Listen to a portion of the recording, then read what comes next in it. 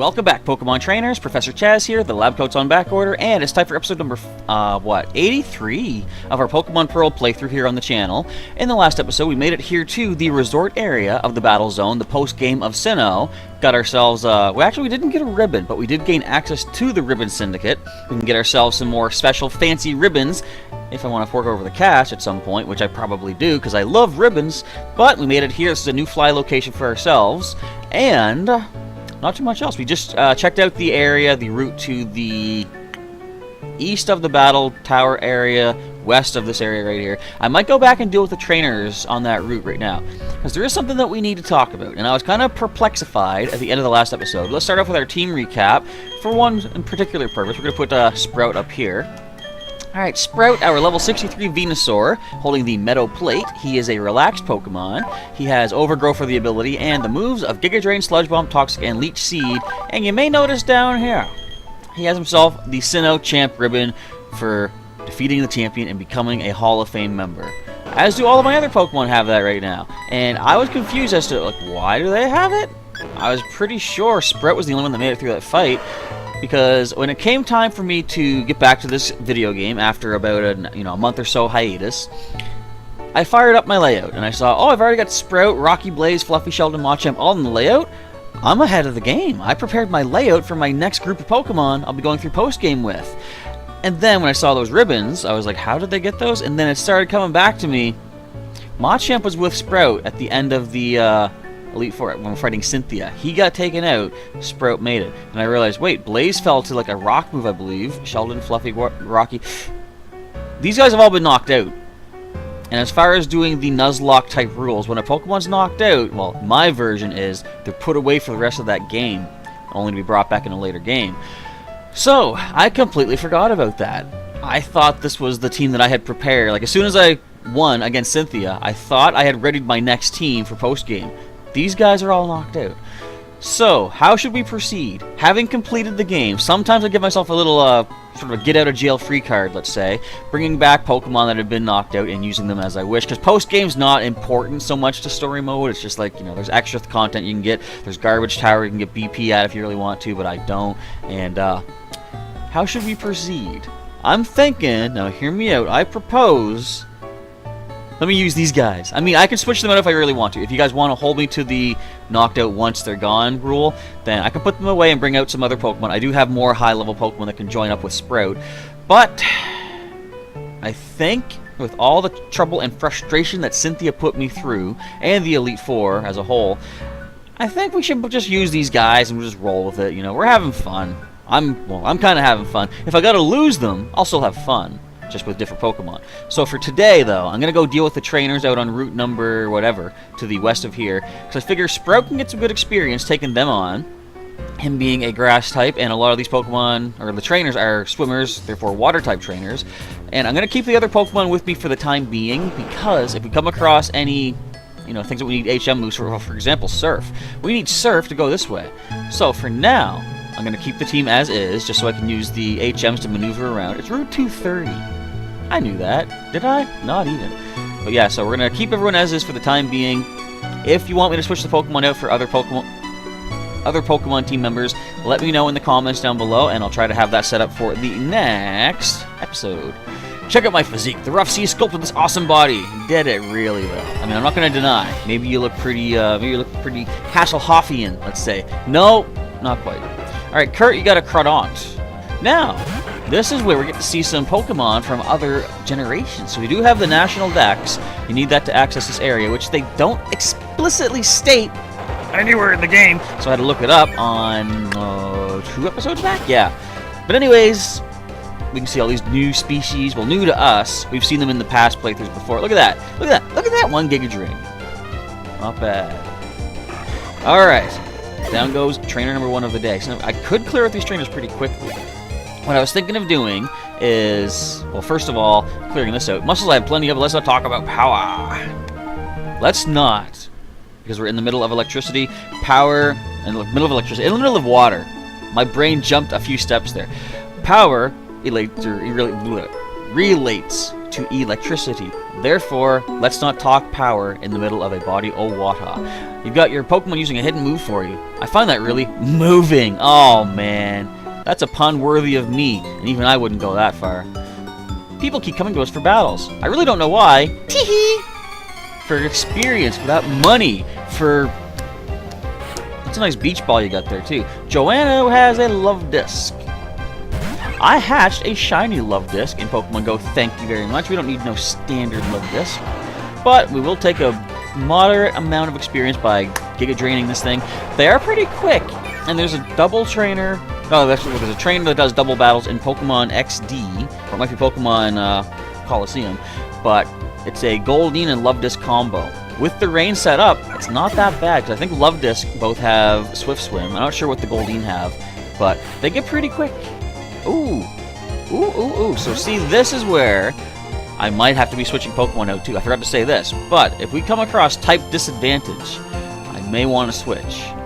However, the level difference means that I should handle Hope with an Ice Beam.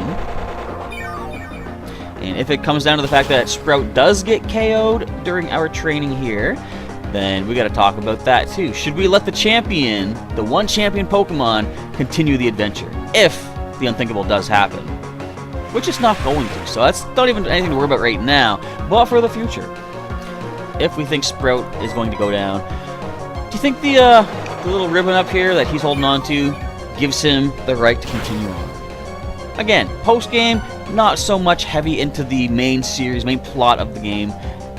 We're just here exploring and seeing if we can get a special legendary Pokemon up at Iron Man Mountain once we get there. Alright, look at that, almost level 64. Like the Nintendo. Okay, we lost. Yeah. You mean you lost, or are you saying we are lost, using the slang these days, you know? Yeah, we good. Yeah, we bad. Yeah, we lost. I wanted to be alone, but swatting away immature boys on the prowl. Well, my Pokemon grew tough without me really even trying. Now, could you picture getting swatted with a Lapras's fin? Your big old flabby whatever's like appendage on the side of that, just a that would actually pretty hurt. I'm a mermaid who drifts among the waves, but I'm also a playful girl who likes to have fun with Pokemon. Then you are in the right place. This is a playthrough for Pokemon. Playthrough to get me some experience. I'm going to take you down Mallory with a Seal. Not yet Ice type. I was watching Shady Penguin and Mr. Talent doing their third installment of the Rival Lock. And it's pretty cool. I've talked about Shady Penguin and King Nappy's Soul Link. Let's talk about the Rival Lock. It's, as someone described it, two guys playing a game and making noises the whole time. But it's essentially like a Nuzlocke. At the end of every gym battle, when both players get the same badge, they battle each other. The winner gets to force a trade with the loser. But they kind of messed up. At one point they got a Seal. I think it was Shady Penguin that got a Seal. And he was saying how it has a lot of type weaknesses with one of his other Pokemon. I can't remember which one it was. But because I was thinking, well, Seal's weak to grass and water. I mean, grass and electric. And the other Pokemon he had was weak to... What was it? Weak to rock, weak to ice, and like he just named off, or I don't think he named off the weaknesses. But as he was naming them, I realized he's locking, or he's counting ice type weaknesses for Seal. Seal's not ice type; it's pure water. But it becomes ice type because it gets so cool through evolution. The water in his veins turns to solid ice. Actually, that's not true, because that sounds like a very bad medical condition. First of all, having water in the veins is probably not recommended. Swimmer Mallory is donezo. Losing brings tears to my eyes. That could just be water splashing on your face, though. You're in the middle of the sea, ocean type body of water thing. A mermaid's tears are so salty. Would they be more salty than a human people tears? I mean, it's possible. Random encounter on this route. Ain't interested. Not that we're actually doing the Nuzlocke rule of catching things, because we got the Pokemon that we want. We got Sprout. Do we want anything more than Sprout? Kinda, yeah. As we get to the harder challenges and stuff. But, okay, so I don't know if I actually spoke up and mentioned this, but the reason I'm heading back towards the Battle Zone area is because, with our HM Pokemon, I want to be able to head up to the Survival area. Once I unlock that as a fly location, I think that's all the fly spots in the game, at least for this upper area here. So I can travel back and forth to whichever one I want to, as long as we still have a Pokemon that has Fly on the team, of course. And they make it not, not hard, because it's just walking through terrain, but they make it a little bit somewhat, I guess, hard to make it up to Stark Mountain all the time, because you can't fly anywhere close to it. You gotta either cut up through a desert from the resort area, or cut across this big craggy mountainy type thing off to the side of the survival area. Speaking of survival, look at that, full HP. You gotta love the Giga Drains. They're so nice. And we're almost level 65. Well, we're gonna be about halfway there. This thing have psychic attacks. This thing also has a very good special attack stat. This thing can also get Giga Drain, thank you. Oh, we're quicker. Those things are also fast. I was expecting it might outspeed and do a number to Sprout, but that number is, fortunately, 0. So down it goes. So I guess technically what I just said was, yes, it did a number, but the number was 0. So anyways, I was right and wrong. Best of both worlds, best of both sides of the coin. I got a coin here somewhere, don't I? Yes, I do. It's a Xerneas coin.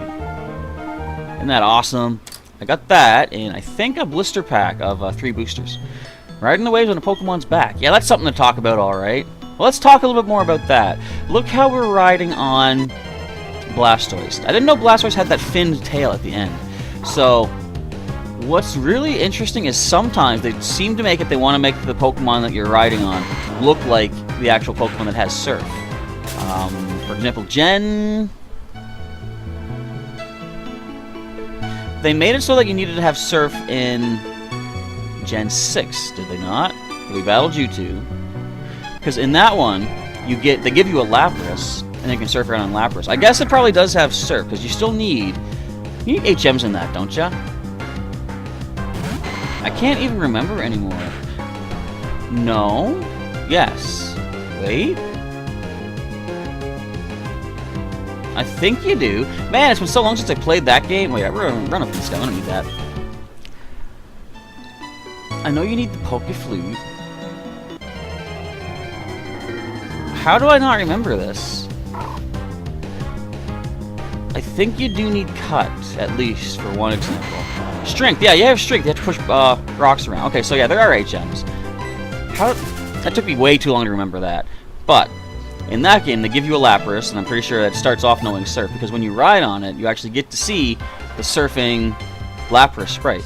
Now, I didn't try this, but apparently I've heard, or maybe I'm misled, but if you surf with something other than Lapras, I think you get just, excuse me, a standard little Pokemon sprite, like sort of like in this game here. I don't know for sure. I will take random word for it that I think I remember seeing on the internet. Maybe it was a crazy fever dream I had recently. I'm still feeling kind of under the weather. Not coughing as bad right now, but it is early in the day. It usually doesn't happen until later on. Regardless, all that being rambled on about, let's talk to this guy. Oh, he gives you the Super Rod, I think.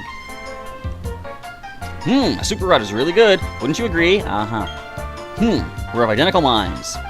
Take this Super Rod. So apparently, this is something that they sort of kind of did to make sure that you can't get all the Pokemon in your Pokedex until you've fought the champion. I'll tell you why in a second. Wherever there's water, try your luck at fishing. Because apparently the only way to get a wild Feebas in the game is with the Super Rod. So therefore, you'll only ever be able to see a Milotic by battling Cynthia, because she has a Milotic.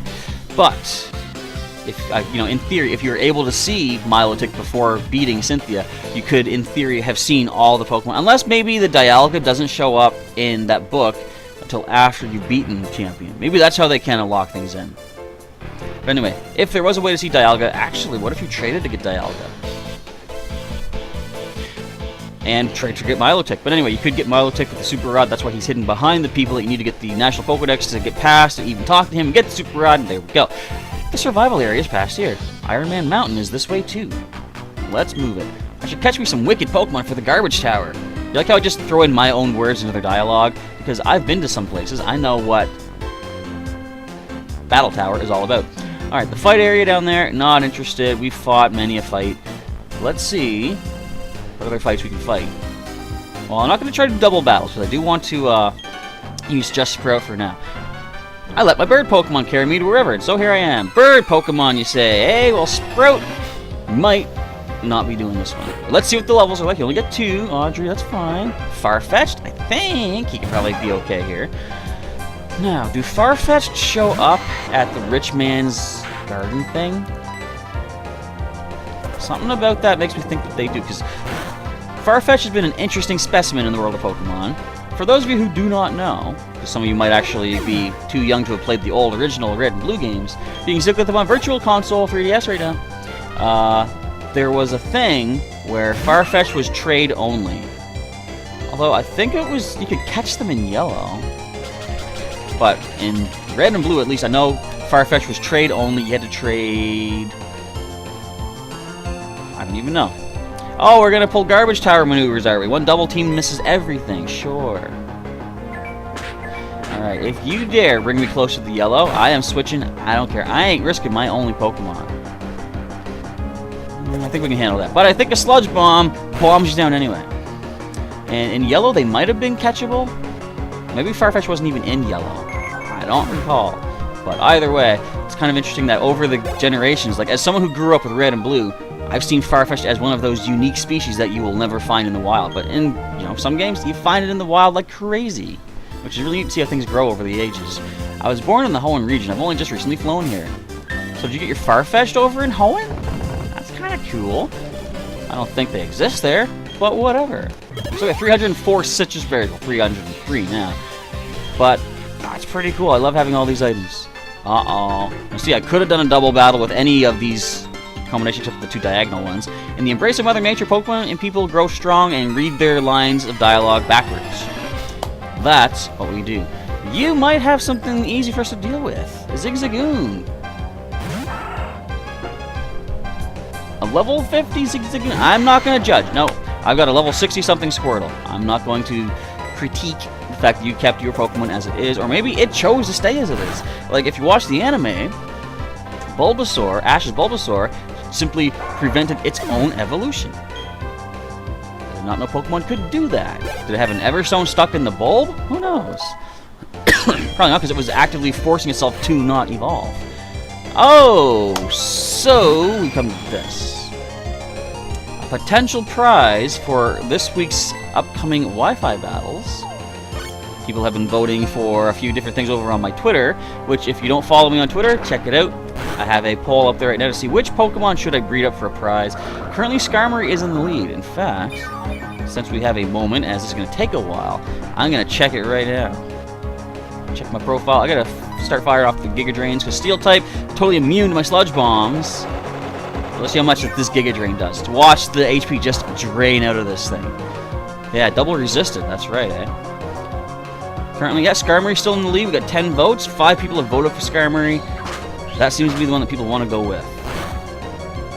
Someone was saying, I think it was Isaac Wolf, the Fire Striker, if I remember the YouTube name correctly, was saying Togepi would have been nice because I could have bred up, Serene Grace Togepi to eventually evolve into Togetic. I could have handed out a bunch of Dawn Stones, I believe it is, for evolution once you get your Togetic all happied up and stuff like that. But I mean, like, you guys want Skarmory? I can breed Skarmory. That actually wouldn't be that bad either. You have to just basically take a look and see what moves are recommended for it and see what needs to be an egg move. Other than that, breed on some interesting creative kind of attacks for it. And roll with that. This is going to take forever. I could have just sped things up to go on and advance quickly. Let me open up my timer once again here. But we still have 6.5 minutes on my timer. We got this. Just don't roost. Actually, if you roost, you'll only be, single resistant to the Giga Drain. Although your roost would happen after my attack. So yeah, don't roost. That is acceptable. You ain't flinching me out either.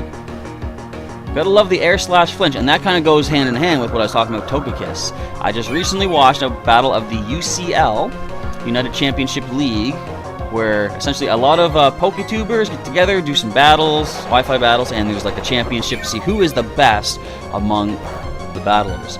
And we saw in the last episode, or the last one that I saw, of the King Nappy versus the Heated Mo, we saw the Serene Grace air slash flinch combination of Togekiss, which is very hard to deal with, especially after they Thunder Wave, and I think it was Slowking. Togekiss Thunder Wave Slowking kept going for air slashes and just flinched it out so many times. Hard to overcome that. Right after this, you'll send out Pokemon to battle me. This guy knows his stuff. He has either seen the playthrough in advance, he's following that link in the description, or she is not even a he. That could be a possible option here as well. Hello, Water-type Slowpoke. Do we needs to heals? I think we probably have more Giga Drains than Sludge Bombs anyway. Yeah. Let's go for the super effectivity. Heal up a little bit. There's an item behind that cut bush. Wait. Do any of us have cut? I might not have cut on this team anymore. If I don't, do I want to teach cut? Slowpoke seems to agree. I guess I could give it to Blaze for the time being. Oh, slow bro. Well, you're definitely getting Giga Drained, even though we are at full HP, but I don't want to risk a Psychic, Psycho Shift, Mega Blast, Confusion. That would be kind of rough. Especially, could you imagine if they ever make it so you can combine multiple attacks into one? Like, just think. You could use Dig and Overheat, and that could have a special effect of like getting spikes off a battlefield or something. That would be kind of wild. Yes, I'm making fun of the anime. I think that was the combo. Ash had his Infernape use Dig, and there were spikes or toxic spikes or something on the ground, and then it used Overheat underground. It didn't even finish its Dig attack. It used a Fire-type move to burn away stuff on top of the battlefield, if I'm remembering correctly. The anime has done some pretty kooky, crazy, unbelievable things in the past. If I remember correctly, that was one of them. What will happen to you after this? Why don't you just go do as you like? I knocked the psychic powers out of you, didn't I? Oh, it'll be more fun that way. Okay. I don't have cut, but I do have the cut HM. Yeah, Blaze, you're going to borrow this for a bit. We can always heart scale your slash back onto you. Who had cut before? I think it was on Soul, I believe. Or Weavile, who did not make it. Oh, Rocky could get it too. But I'll let Blaze pick it up. Slash is easily replaceable, even though it's better. 50 power, 70 power. Yeah, but you gotta do what you gotta do in a time of need. And this is the time we need to get that special item. You know it's something amazing. It's gonna be one of the evolution items from an earlier generation into the new Gen 4, I betcha. I got a hunch. We're gonna see. Da-da-da-da. Every time I think it's an evolution item, I get a rare candy. Not that that's bad. I could either use that, or since I like to gain my levels by actual battle, I could instead sell it for cash.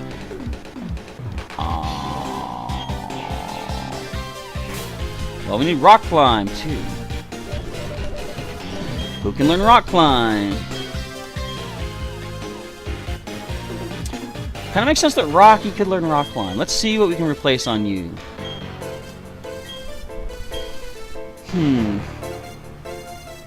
I guess we can get rid of Sandstorm for now. That's either a move they can relearn, or I know you can buy the TMs for that, so we'll do that. I can't make use of his Sandveil anymore, but I could if we go to the desert, because I think that place is under constant sandstorm. Alright, let's keep moving. That's what they said. This is going to be a rugged area to try to get through with all these different HM required things. Now this better be a rare candy. I'll take it, but why can't I be right? I mean, there's only like 4 different kinds of items, right? Clearly, eventually 25% of the chance, or 25% of the time I would get it right. Alright, we got enough time for one runaway. Hello, Roselia.